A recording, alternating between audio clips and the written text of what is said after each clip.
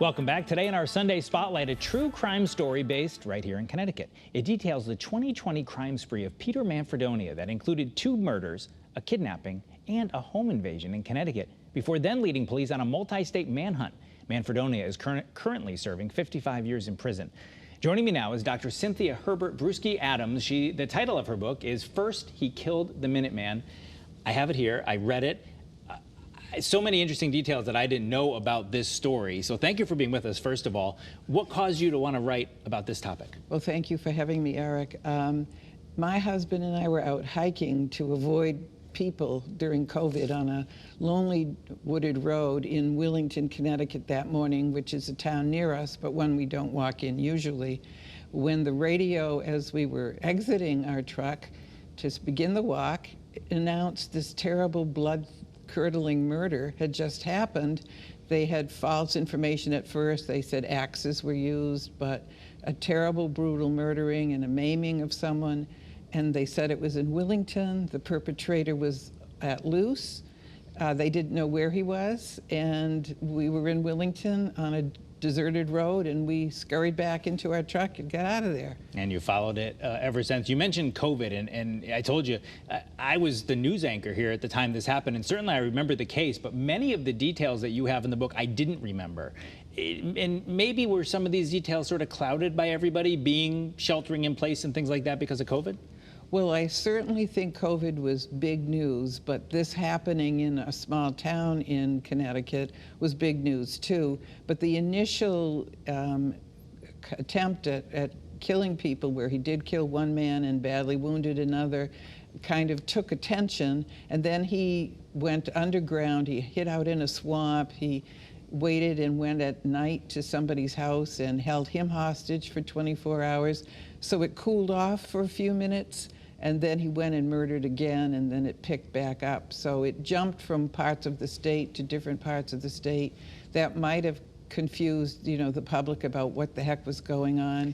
You had a quote in here. You said a neighbor near that street where it all started said, who would have expected this in Little Willington, the safest place in the world? That's and right. That struck me, the safest place in the world. And here is someone, so. and you alluded to it, but I mean, the allegations were that he used a samurai sword to brutally murder a Good Samaritan. He did. He took a community member, Ted Demers, who offered to give him a ride to his bike that was supposedly broken down, and instead of thanking Mr. Demers, he killed him. I mean, it was the strangest story in that way. I'm a psychologist, and I kept wondering, how could this be? How could this be true? A college student went to the neighboring town and killed somebody who tried to help him, a Good Samaritan. And then it continued on from there. And continued on. Some of the accounts, and you talked to many of the people, some of whom you hid their identity or concealed their identity. It seemed that many of the people that Peter Manfredonia interacted with after that first killing, it almost seemed as if he had the same question as you. He didn't seem to be quite sure of why he had done it. I think, and I've been corresponding with him in prison, and I've asked him, why did you do it? And he really couldn't say. A lot of it is blurred for him. It was a snap of some kind initially, although he had worked himself up to wanting to do something to himself or to others in that area, but not to the man who ended up being killed. But he couldn't answer my question. However, the second murder he did, it's harder for him to evade responsibility in any sense like that, because he knew the man he killed. He went there to get money from him, and it was a childhood friend, which is even harder to accept. Also from his childhood, there's a Sandy Hook connection. Tell us about that. Yes. Well, the violence repeating itself is really evident in this case.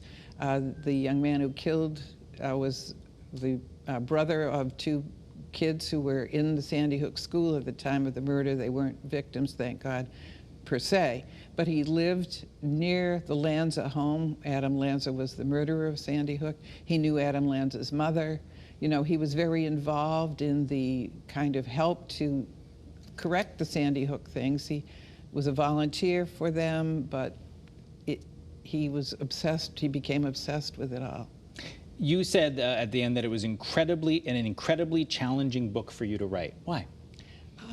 Most of my other books I've been able to distance myself from, but when you were speaking to people, although I didn't know them, they were neighbors in a sense, and getting to know the woman who went and stayed with her husband while he was dying, just before the ambulance comes, what she went through, all the horror in their lives. The mother of the deceased boy is a wonderful woman, warm Italian family. You know, it just felt like home to me, and yet they had suffered this egregious loss, and I felt it. I felt it more than I wanted to.